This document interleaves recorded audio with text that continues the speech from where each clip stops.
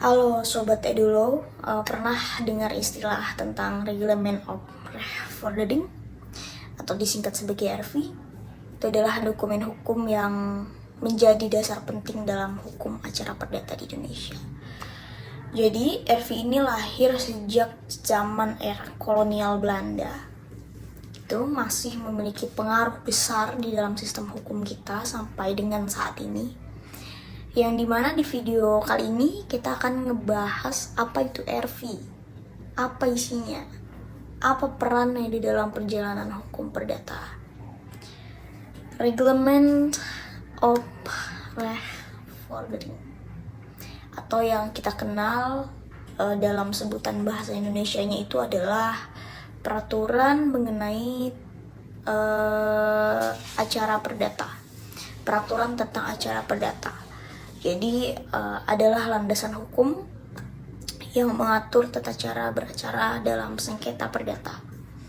RV perlu teman-teman ketahui itu mencangkup berbagai aspek, mulai dari tata cara mengajukan gugatan, kemudian juga pemberitahuan hukum, kemudian prosedur persidangan juga ada di sana.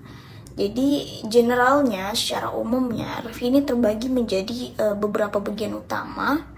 Yang pertama itu ada tata cara penyampaian gugatan, yang dimana hal ini itu diatur di dalam pasal 1 sampai dengan pasal 5 di dalam RV.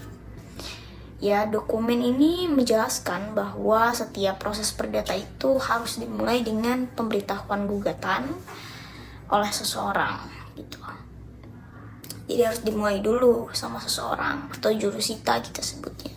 Misal ada misalnya itu surat gugatan tuh harus diberikan langsung kepada tergugat atau di tempat tinggalnya, atau kita kenal sebagai somasi lah ya.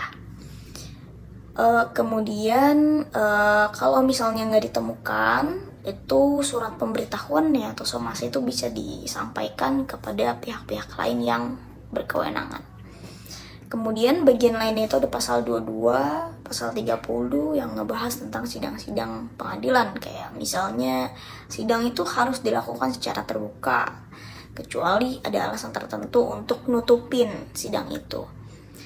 Di sini hakim juga punya kewenangan untuk memberhentikan pembelaan kalau misalnya seluruh argumen itu udah cukup jelas. Kemudian juga RV ini menyoroti mengenai pentingnya etika di dalam persidangan. Jadi misal di dalam pasal 29 itu nyatain kalau misalnya pembelaan itu harus dilakukan dengan kedewasaan, dengan menjaga kehormatan, dengan mematuhi aturan hukum.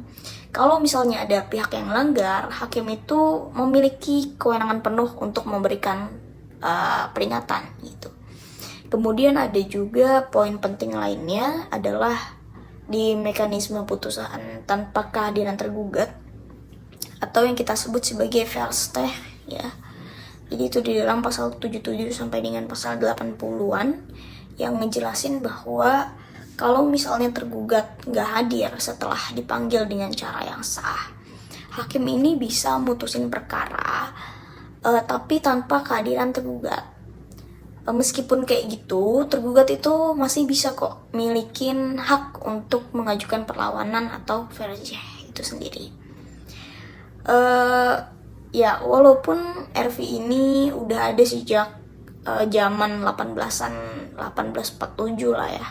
Banyak ketentuan di dalamnya yang masih relevan. Misalnya kayak aturan-aturan tentang pemberitahuan lewat surat tercatat misalnya.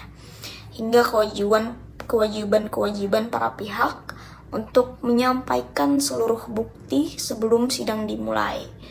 Dan keseluruhan ini tentunya dirancang untuk memastikan proses peradilan yang transparan dan adil. Kemudian kesimpulannya adalah RV itu bukan hanya sekedar dokumen tua yang cuman jadi bagian dari sejarah, tapi kemudian ini adalah pilar yang mendukung sistem hukum kita hari ini. Jadi pemahaman tentang RV itu tidak hanya penting bagi mahasiswa-mahasiswa hukum, praktisi hukum, tetapi juga masyarakat umum yang ingin memahami hak-hak dan kewajiban mereka dalam hukum perdata ini. Jadi dengan RV kita tuh punya pedoman untuk nyelesain sengketa dengan cara yang tertib, dengan cara yang terorganisir. Jadi begitulah gambaran singkat mengenai RV, karena kalau misalnya dijelaskan, dipaparkan di sini keseluruhan isi mengenai RV itu membutuhkan durasi yang lebih lama juga. Jadi semoga video ini bisa membantu teman-teman semua untuk memahami RV. Terima kasih.